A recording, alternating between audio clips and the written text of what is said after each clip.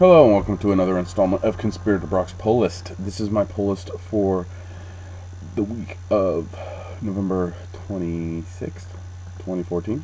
So let's get right into it. First up this week on my pull list is Aquaman 36. Maelstrom is the story arc that's going on right now. This is part 2. I can't remember the last one. I've been reading so much stuff.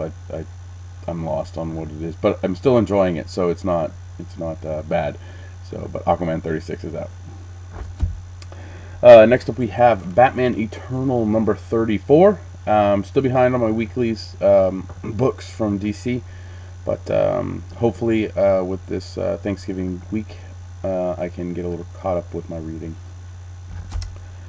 Then next up, we have Catwoman 36. Catwoman has been a lot better with this new creative team. So I am definitely looking forward to checking out more of what this creative team has in store for Catwoman. Then next up we have the final issue of Delinquents. This has not been the best book. I'm glad it's over. I'm definitely going to read this and then get rid of the 4 issues that I have. So next up is Earth 2 World's End number 8. Yep. Weekly, behind, hopefully going to get caught up soon. Next up is my fiance's book this week, or this month I guess, Edward Scissorhands number 2. I read the first one, it's okay, but my fiance really loves Edward Scissorhands, so I get this for her, but I'll check it out and read it. So, and it also came with another cover, which I have to get her all the covers, because she loves Edward Scissorhands so much. So there's the blank cover, which I had to pick up. And there's also an incentive cover that Elusive Comics, the local comic store near my house, actually gets and is getting holding one for me. So I'll have all 3. Yay, gotta keep her happy. Next up is Flash 36. Flash has been good since the creative team shift, so I'm still picking it up. Still liking the Flash. Love the Flash TV show. I need to actually watch tonight's episode, or Tuesday night's episode I should say, but I'll catch up on that either Wednesday or later this week. So, but Flash 36 is out. Next up we have Justice League Dark number 36. Justice League Dark's been good. I've been enjoying it for the most part. The last issue and the annual had came out at different times, and you had to read them in a certain order, and the order that they came out was wrong. So, yeah, it was a little back and forth, but hopefully this levels out the story, and I can read it from A to B. Next up is Lazarus, number 13. Greg Rucka's book, really, really good. The hardcover, volume 1, came out last week.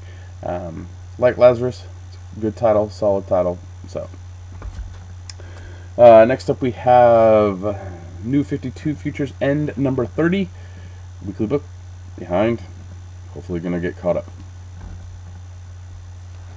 Next up we have Secret Origins number 7. The Secret Origins title has been a fun, nice little kind of preview into the origins of New 52 characters. So this week, or this time, we have like Flash and more. I didn't actually get a look in it, so hopefully there's a couple of cool characters in there. But Secret Origins number 7. Next up is Sex number 18. Sex again. It's interesting enough story. You know, I'm kind of just reading. It's not something that I look forward to. It's not something I completely despise. But you know, for the most part, Sex 18. Next up is Sheltered number 13. This title's been interesting enough for me to keep going with it. For those of you who don't know, Sheltered's basically there's a group of people who have gotten together as a kind of camp because they think the apocalypse is coming, and so they've built everything up, and the children end up taking out all the adults, and no apocalypse has happened, and so but they think something has happened. So it's pretty interesting. But Sheltered number 13. The next up is The Unwritten Apocalypse number 11. This is the, I guess, second volume of Apocalypse, or Unwritten, I should say. For the most part, Unwritten's okay. It's a very literary heavy book. So I mean, I don't feel stupid reading it, but at the same time, it's like there's a lot of stuff in there. I might get a lot more from it if I read through it again, but for the most part, I enjoy it. So, Unwritten Apocalypse number 11. There's the first one. So that was the pull list. Now let's get on to the read list. Arkham Manor number 2 is out. The first one was okay. I kind of wish they would put this out as, you know, something that's attached to, like, or in the back of Detective or something, or maybe it's like its own standalone. But I mean, the first one was okay, so I'm gonna check out number 2. The next up we have Deathstroke number 2. The first one was interesting enough. I'm curious to see where it goes, so I'm gonna keep picking it up. But Deathstroke 2 is out. Next up is a new number 1 from DC, Gotham by Midnight. I'm actually curious to see how this one pans out. Looks like Gotham and Mystics and stuff like that, so we'll see. But Gotham by Midnight. Next up is Matt Fraction's new one. Hopefully there's not too much sex and porn and garbage in it, and it's a decent story. ODY-C, or ODY-C. ODY-C number 1 is out. I was at the Image Expo 2 years ago, and this was touted as a book that was coming out. So it's been a while for, I guess, people have been waiting for this, so we'll see. But ODY-C number 1. Next up is Red Lanterns number 36, Godhead Act 2 Part 4. Godhead is dragging. There's a lot going on, but not too much momentum. So hopefully this issue gets a little bit of that momentum going. I enjoyed the little Godhead first issue and stuff, and a little bit of first stuff, but you know, Act 2 Part 4, it's starting to drag on. So we'll see. The next up we have Spider-Man 2099 number 6. The Spider-Verse is going on right now with all the Spider-Man titles. It's a little confusing just reading like Amazing and the main Spider, if there is a main Spider, I don't know. But I'm kind of lost at times of what's going on. I know they're being chased by vampire type people. I don't know. But Spider-Man 2099 number 6. The next up we have Superior Iron Man number 2. Number 1 was so let's see how number 2 is. Tony's apparently back to drinking and creating an app that makes people look beautiful and giving it to them for free and then taking it away and charging them $100 a day. I don't know if I really agree with that premise, but maybe this is the evil, I don't know, evil Iron Man, whatever.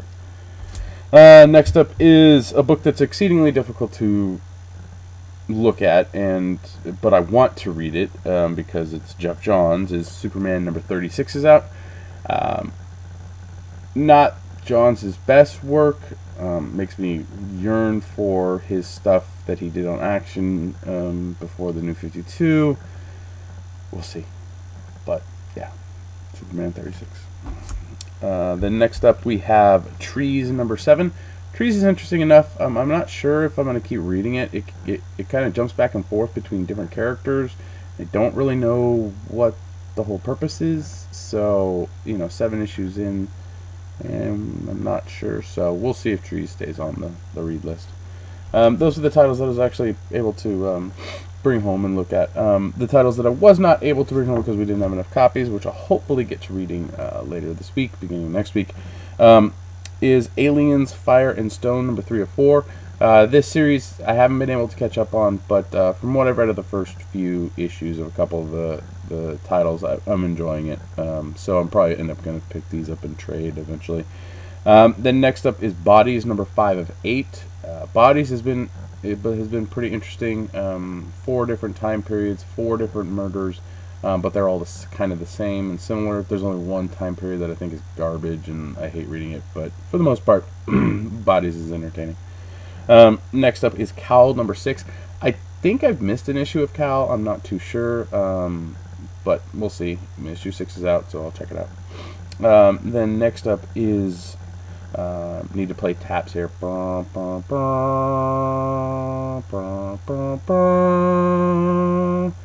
New Warriors number 12, the last issue for the current New Warrior series. It has been canceled, and this is the last issue, and previous issues have sucked balls. I'm reading it just because it's Ryan Higgins' favorite book, and I want to rub it in his face that it was so shitty, even though he goes, yes, I know it was shitty, but he buys it anyway. So, New Warriors number 12. The next up is Rasputin, or last up I should say, is Rasputin number 2. Rasputin, the first issue read fast, like super fast, like I was done with it in like I think 2 minutes. Hopefully there's a little more substance to this issue, but for the most part it was okay, so I'm going to check out number 2. Other than that, some memorable or honorable mention things that came out this week. Batman Eternal Volume 1 trade paperback came out. It collects issues 1 to 21 of Batman Eternal. I highly recommend picking this trade if you have not yet bit the bullet to check out Batman Eternal. It's $39.99, but for $40 you're getting 21 books, which basically equates to a little under $1 or $2 a book, which cover price was $3. So I mean, it's a fair amount price for the amount that you're actually going to get. It's a little odd for me that they're doing 21 issues, so I don't know if they're ending it at 20 or 42, or I don't know what issue number they're going to end at, but it seems a little odd that they would do 21. But the first volume's out. If you're on my blog watching this and you don't have ad blocks, the Amazon ad on the post is for Batman Eternal, so you can go and pick it up there, and I know it's much cheaper than $39.95 if you get it through Amazon. And if you buy it through mine, thank you, appreciate it, I get a little kickback. Other than that, I'm trying to think, was anything else mentionable? So a couple trades came out. I know the Justice League Trinity, or one of the Justice League books, Trinity Stand of Forever Evil, one of those came out. American Vampire Volume 6 trade paperback came out. So yeah, there's a couple things coming out. Other than that, getting ready for Thanksgiving, which is in tomorrow. So yeah, I don't really. I went vegan over a year ago, so I don't really partake in the turkey and ham and all that stuff. But I am getting a phenomenal pasta salad from my fiance. She makes a wonderful pasta salad that I eat almost weekly. And I don't mind getting it. It's great. Other than that, was there anything I read last week that really kind of just sucked? I know we talked about Multiversity Pax Americana on the podcast this week, and I read it through before we recorded, and it was very it was very Morrison. Frank Quitely artwork was great. You can read it forwards, backwards, in probably a couple different ways, but it was interesting enough that I would say, I would definitely say check it out, especially if you like Watchmen, or like Frank Quitely artwork, or like Grant Morrison. There's a lot of stuff that you might have to look up. I really wish Ryan would do like a Morrison notes thing where he goes through and gives people little anecdotes and stuff like that, and informational pieces on the weirdness that is Grant Morrison. Yeah, but other than that, I don't think there was very much that kind of stopped me or pissed me off or irritated me. So I mean, I know last week I went off on 2 titles, but justly so. They were horrid. So yeah, so thanks again for watching. I appreciate it. Remember, like this video, share it. You can follow me on Twitter. My handle is @BrockSager. You can check out what I do, my little posts on my playlist and for the Comic Conspiracy. And occasionally I get other stuff up on my blog at conspiratorbrock.com. I'm actually redoing the Suicide Squad reading order list. So check back for that. Since the movie's coming out, there's been a huge surge of a desire to get older Suicide Squad issues and the newer stuff as well. I know Legends, the DC title, the miniseries that came out years ago, or back in the 80s, I think it was. Issue 1 is Amanda Waller's first appearance, and that has now become a wall title. And issue number 3 is the Suicide Squad's first appearance. So that series that used to be garbage, and you can find pretty much all those issues in quarter bins. Now those books are climbing a little up. I know the Suicide Squad series from the New 52 is pretty sought after right now. So yeah, so I may or may not, most likely will post up my just get rid of my Suicide Squad 52 run pretty soon. I have all the trades, so I don't really need the single issues. But yeah, other than that, not much else going on besides Thanksgiving. I get a little time off from the day job, which is nice. Yeah. So, do I want to tell you anything else tonight? Let me think about this. There's probably a ton of stuff that I could be talking about, but yeah. No, I will tell you something else. I talked about it a little bit on the podcast, but if you don't listen to that, I can understand. We rant on for an hour or so, and you don't listen to podcasts anyway. But last week I geeked out a lot with the DC TV programming that we got. Spoilers here, so if you have not yet watched Gotham, Flash, or Arrow, or Constantine from last week, just go ahead and stop and come back to this later. Gotham had Harvey Dent, but if you were on the internet, you pretty much knew that. It was a really solid episode. Really enjoyed it overall. Gotham, from what I hear, this week is even better. So, but I haven't watched that one yet. I will soon. Flash though had a little bit more the Reverse Flash, so that's cool. Really excited to see where that goes. I know this week is like a regular episode, and then next week is the 2-parter with Arrow, or so I'm looking forward to that. Arrow actually had me geeking out, like one geek out after another. Katana, apparently the Asian family in the past that Oliver Queen is with is apparently Katana and her husband and child.